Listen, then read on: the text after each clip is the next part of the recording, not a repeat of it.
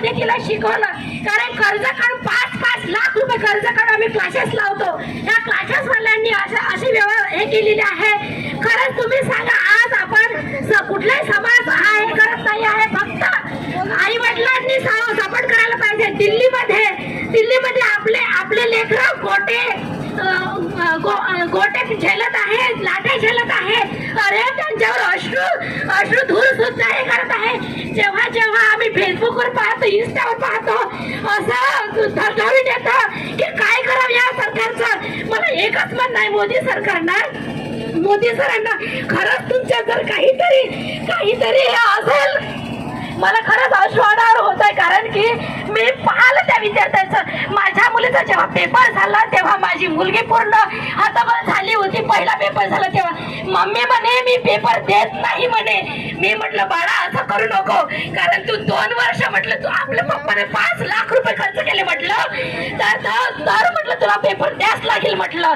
ते म्हणे मी मम्मी अभ्यासच करत नाही म्हणे. तुम्ही सांगा, जर असं होत असेल तर विद्यार्थ्यांचं मनोबल हे खच्चीकरण होत आहे. विद्यार्थी काय अभ्यास करणार आहे. आपण म्हणतो आपले जे विद्यार्थी आहे, आपलं जे मूल आहे, हे आपले भविष्य आहे.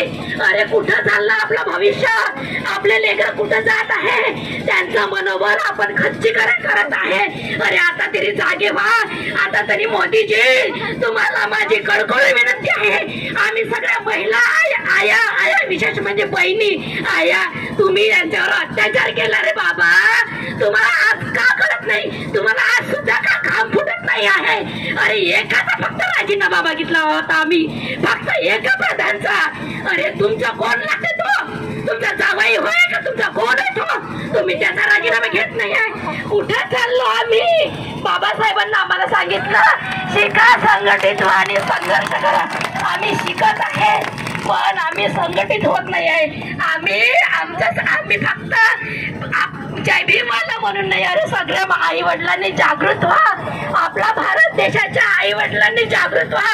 आपले लेकरं तिथं रडत आहे. आपले लेकरं तिथं त्यांना जेवण सुद्धा मिळत नाही आहे. पाण्यामध्ये ओले होत आहे. त्यांना सर्दी खोकले तिथं होत आहे. त्यांचे पाय तुटलेले आहे. रे तुम्ही आता तरी जागे व्हा. सर्वांना माझी कडकडीची विनंती आहे, तुम्ही आता तरी संघर्ष करा आणि जागे व्हा. अंधभक्तांनी आता अंधभक्त राहू नका रे बाबा, कारण आपल्याला अन्याय मिळत नाही आहे. आपण न्यायालयात गेलो तरी तो नाही विचारत आहे. आपण कुठेही गेलो तर नाही विचारत आहे. संविधानामध्ये मंत्रालयात गेलं तरी आपल्याला मागा हकलून देत आहे. आपण न्याय तरी कोणाला मागायचा? जोपर्यंत आपण आई वडील रस्त्यावर उतरत नाही, तोपर्यंत न्याय मिळत नाही. तो काळ गेला.